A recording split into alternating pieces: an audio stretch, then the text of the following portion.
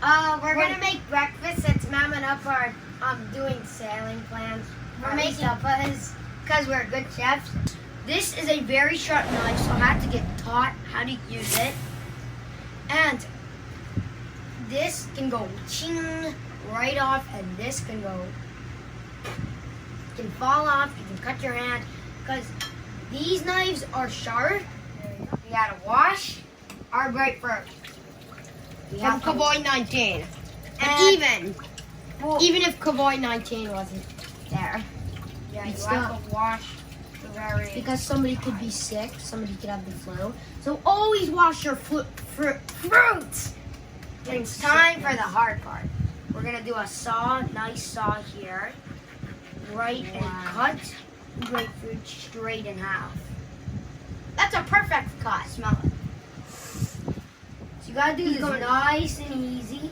Yeah, do not try to chop it. Do not try to go like bam, because you can accidentally miss it, and this will go flying backwards, and it will hit someone else. And that's not fruit. And I like the pulp. So can I have the pulp? Yes, you can.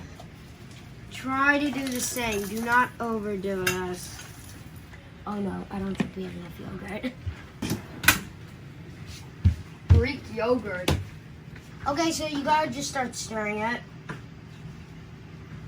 Stir it, then you'll get it. Now, depending what you want your granola to be like, let's take a spoonful. Okay, so oh wow! Smash the blueberries in there. Yeah. Make the blueberry go all around, and then put the cinnamon like in the layer, and then drizzle a little honey on top. Your food is all about perfection. Tip from Lucas Chef. Do not put too much cinnamon. Cinnamon's very strong. Yeah, I think that's it. Let's put a little more. Okay. I'm not dumping too much honey, okay?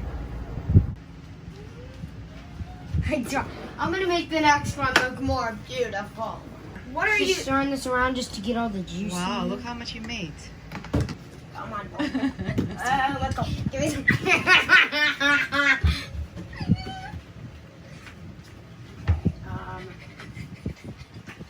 You know, I can see you. I see you.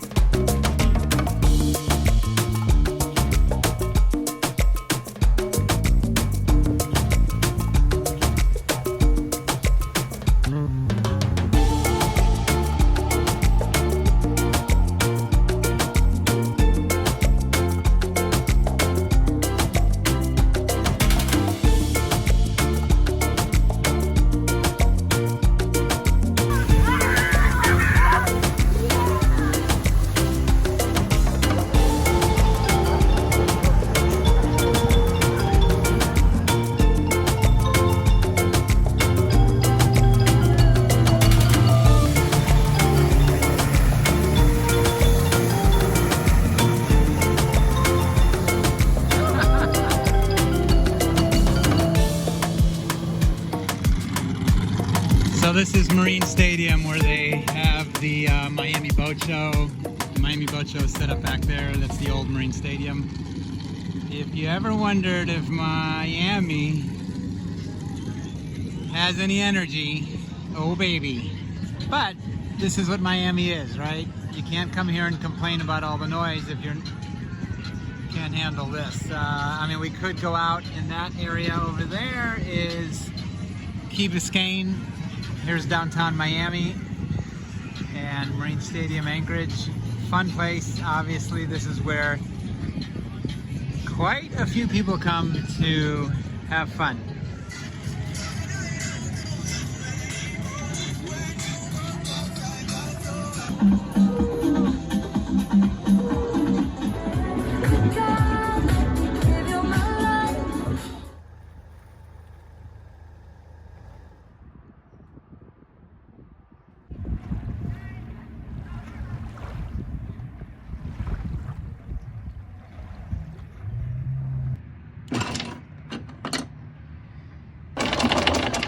Go forward, and you're 11 o'clock.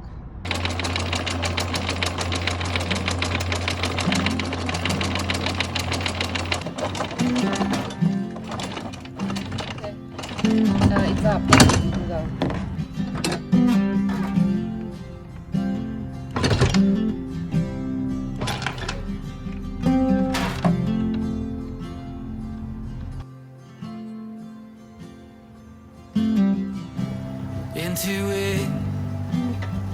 Into that deep blue abyss, I don't mind, 'cause I got used to it.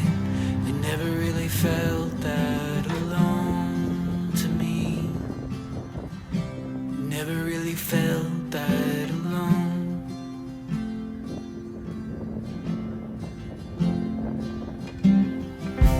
I got it. I got that feeling again, so I got out. I put my windows down. It never really felt that alone to me. It never really felt that alone.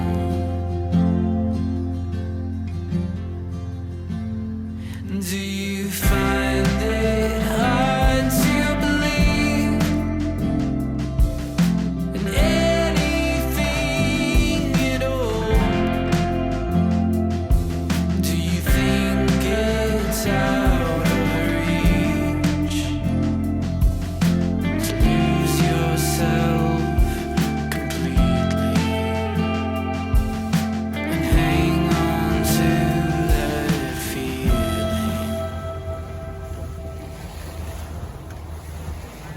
It's supposed to be westerly winds, and we've got them.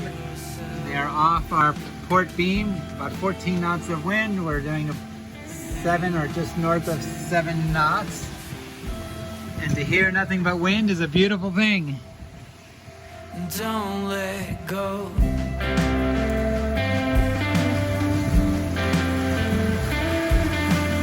So we literally have zipped up from Miami to Fort Lauderdale in amazing time.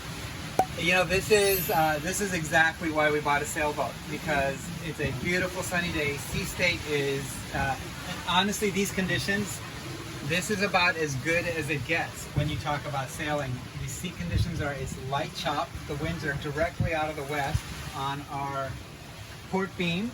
We've got 14 sustained, like 13 knots of wind, gusting to 16. We're maintaining 7 to 8 knots of boat speed. That's awesome. Yeah, this is More truly, than half of the wind. this is a great sailing day. Again, we're at the Port Everglades entrance. Off in the distance here, the big freighter with the white pilot house, black hull, red bottom. That's the freighter outbound. There's another one north of that that's anchored. So, and there's another smaller working vessel that's going in. So when you get to shipping ports, entrance channels, and you have to really be careful, because there's a lot of activity, especially major shipping ports, Miami, Fort Lauderdale, Jacksonville, you know, and Los Angeles, wherever you might be. So this is where you need to pay attention. Hopefully big commercial vessels will have AIS, which identifies them on the screens here. So if we look at this screen, we'll zoom in. So this is the channel, that's the Port Everglades channel he just came out of. The freighter's right there. We touch on this and we get the information. The name of the vessel is the Golden State. It's traveling at 9 knots. This is the closest that we're going to get within range based on our current headings. So if he doesn't change and we don't change, we'll come within 0.85 nautical miles of each other in the next 13 minutes and 3 seconds. The truth is he's moving at 9 knots, we're moving at 6.9. We could change our course and go in this way and we'll tuck in behind him. He's going to be, you know, this is where we're never going to intersect, because at his 9 knots, he's going to pass our trajectory way before we get here. This is why we would come within roughly 1 mile. They are very powerful, very quick, and very large. And again, remember that you have to always stay out of the way of a freighter. Even when you're sailing, they do not have the maneuverability that we do. They are a working vessel. If we're in close proximity to any of these ports, they are literally within a shipping channel. So they cannot come out of that area because of water depths. So if you're going into a channel and the water's 50 feet deep and you have room on outside the marked channel area, you should get out in that area, or the pilot boat or the freighter itself will call and ask you to exit the channel, because they need that much room. Some of these boats, the beam, they are 150 plus feet wide, so they need all that room. All right, so AIS shows that the freighter Golden State is turning actually our way. It's not quite, his trajectory is still showing out in this path, so we're probably gonna have to do something with our head sail here and make a sharper left. We got to stay out of his way. We've both made an adjustment. The freighter Golden State is making a clear move, and he's going to tuck in behind us. We started our starboard engine, and we're motoring just to get out of his way. So we are now off course by about 20 degrees. So now we're going to course adjust to get back on track. So this is going to be a cross-track error adjustment. This is the path that we wanted to travel on, and we set our waypoint at that blue X. The blue trajectory is where we are. So to get this back on track, we go to navigation, restart cross-track error. We're going to come up here. It's going to ask, do you want to go to your waypoint that you had set? We say yes. And now this is going to turn, autopilot takes over, and it's taking us back on course.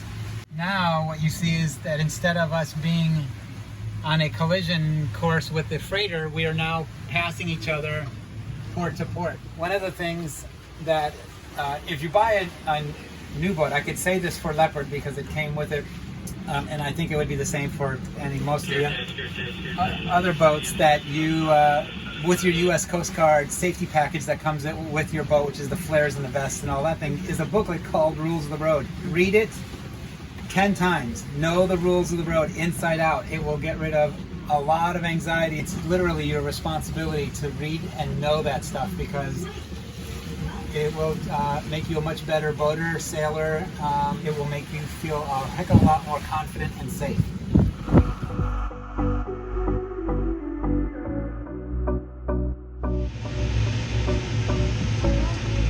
Well, I have a sailboat right next to me out here.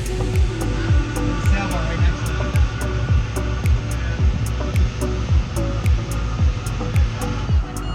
Okay, let's get a fender.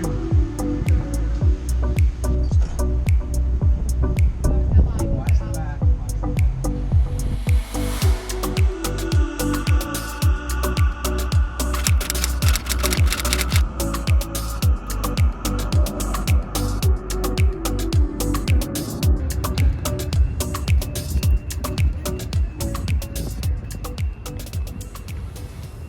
Be wondering why this solar panel looks like this.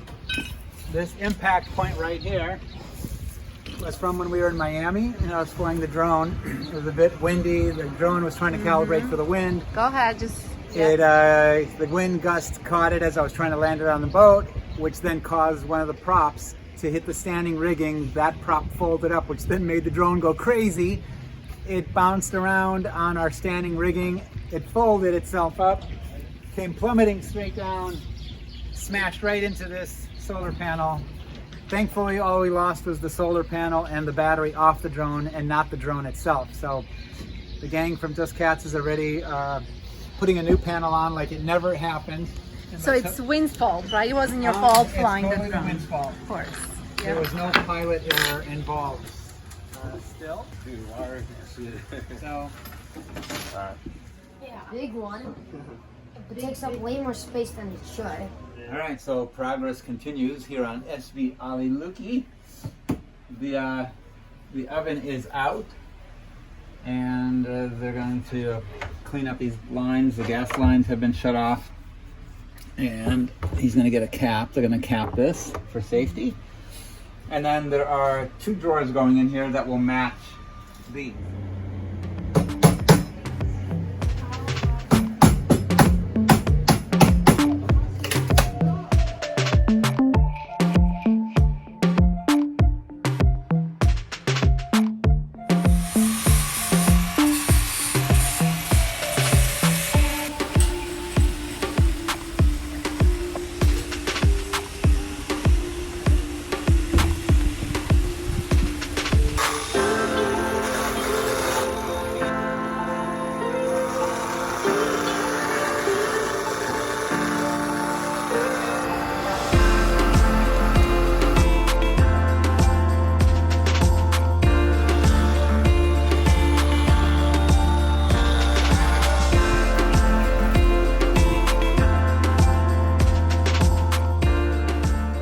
All right, so you guys, I am at Stainless Steel Fabricators. These guys are absolute artists at doing everything stainless steel.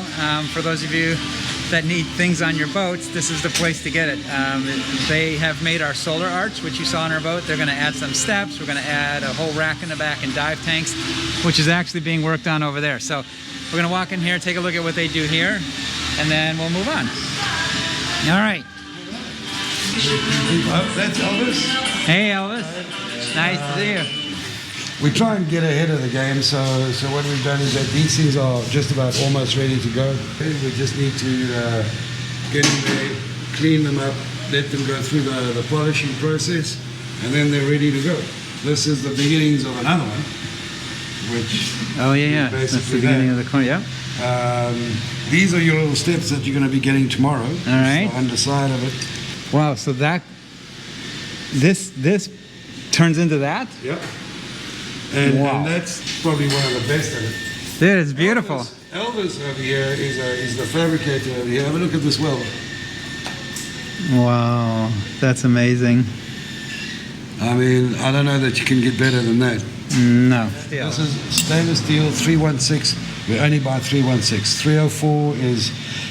The problem with 304 is that, I mean, if it's inside the boat, we could maybe get away with 304. Yeah. Problem with it is that once you start buying that stuff, which is much cheaper, by the way, you can't tell the difference by looking at it. Yeah, so as a rule, we just don't buy 304. And what's I'm assuming it would rust or start falling. It just doesn't hold up to It's not as corrosion resistant as 316. 316 is your go-to for stainless steel marine application. That's just amazing that it goes from that to this. The process to get it to that point without taking too much material off, because I mean this is a 085 wall, so it's quite skinny. Yeah. You don't want to sand it to the point where this thing is just paper thin. Yeah. So, you know, it's... Yeah, it's an art. I mean, it is real skill to be able to do that. It's going to be davits, arch, rails, and everything. It's going to match up with that one. Oh, yeah, wow. Everybody's got their hands on the product before it leaves here. So is he polishing and the guy in the orange is finishing? He's polishing, he's finishing, okay. Oh, he's sanding, he's polishing. Yeah, good. Jump in. That's the beauty of a small shop.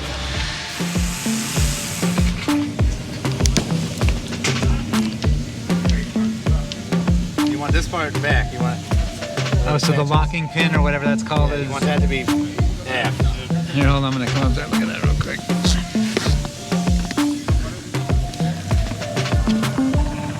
Okay, so it is. Want that to live on the line. It is like a shackle. I mean, it is a shackle, but it's a lot bigger. And is it solid Dyneema? Is this all made out of Dyneema? It's a Dyneema jacket with this inside it. Yeah. Oh, okay. And what keeps this from falling out? Just that little dog bone. Just the tension. Really? Yeah, keeps it in. It won't come out. You promise? Yeah. We haven't seen it happen yet, so. All right. I'm gonna go out for it. So we had ordered from the factory, we have the square top mainsail, but we had ordered along with that was the carver hook system. For some reason it just wasn't put on. So Dustin and Chris are here from Nansen Underwood Rigging, and they're gonna do the full installation. But so here's the carver hook, right? It says carver. So this will be on the track, on the mast. And so as we push the button to raise the mainsail, this will start traveling up, and this is attached to the actual sail, the square top sail. So these two will start going up together, they will meet, and at that point this will raise the mainsail all the way to the top. This will keep the square top main tight to the top of the mast, which will also give us a little more better performance out of the mainsail. So this is a soft shackle, but obviously, as you can see, it's a special one, and it has this special little thing here. So bringing it down, it acts the same way. The mainsail is all the way up, so this is at the very top of the main. So now we want to bring the main down. So what ends up happening is that this starts coming down, and this will, when you let go of the main sheet, this will travel down, and these two simply disconnect because the shape of the square main doesn't allow it to travel straight down. The square top is this way, and this rigging is attached to it. So as the sail goes down, these two will separate same way as they went up. It's a pretty cool system.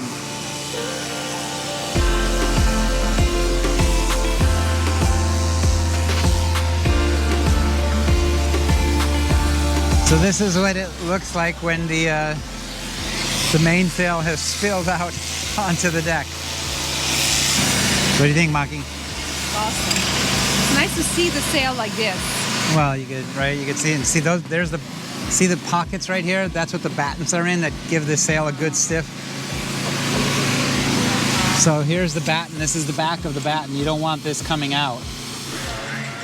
I'm gonna close this so we don't break a toe. Almost. So I know I'm gonna get this wrong, but for some reason in my head, your name is Chris. Tony. Damn, I was so close. No, you're not. Chris is much better looking. He's on that boat. Oh, there is a Chris. All right. I'm gonna ask Tony. Tony's doing the work from Just Catamarans. Behind me are the boxes for the Skyla system, the IP65, the Victron energy products that are going to allow us to plug in, do shore power plugins 220 when we are in Europe. Well, yeah, only if we're going to open those back up. Okay, watch out, he's coming through. Watch out, product coming in. Oh, wait.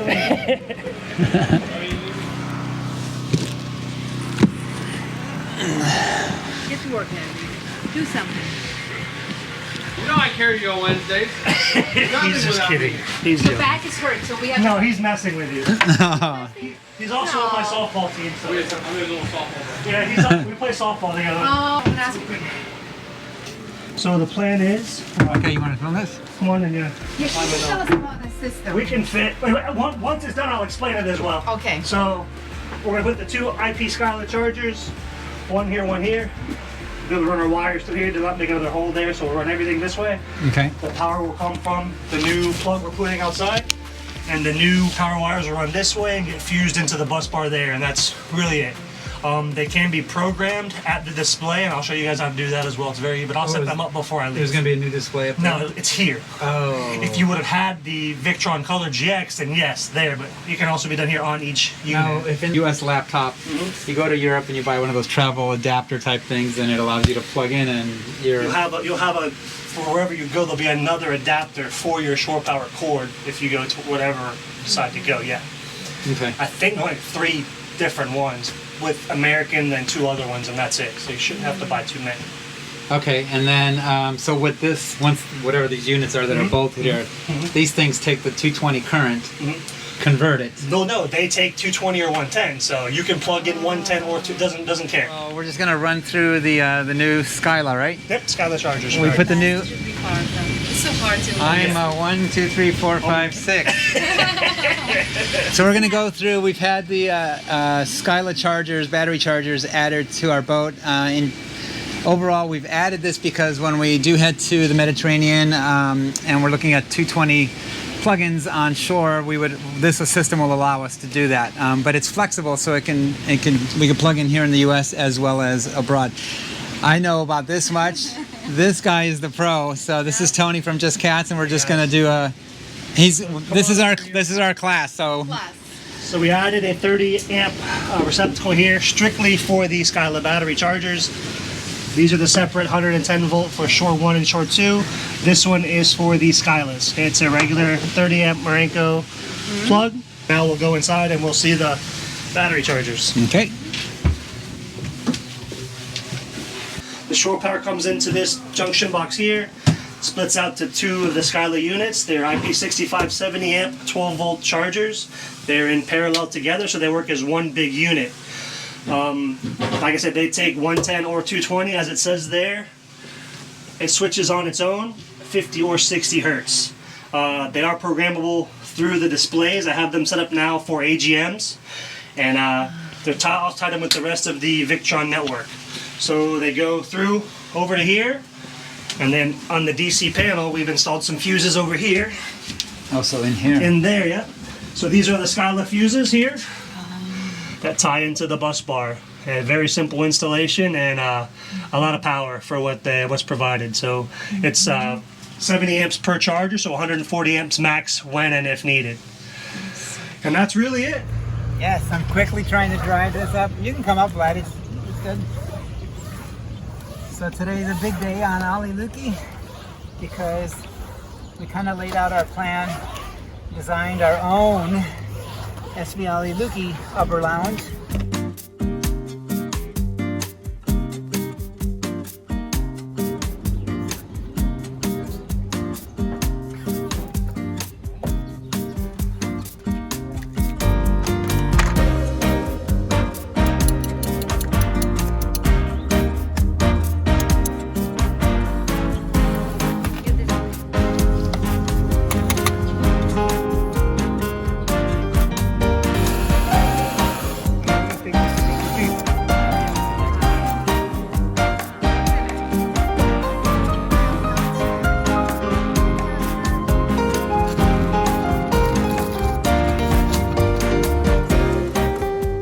Instructions, Vlad, besides Yes, laying. let me have a couple of vodkas and I'm going to start giving you this. Which seat do you want to take, the left or right? Vodka on ice, and I'll give you the instructions. I can give you the choice to make some margaritas. Yeah.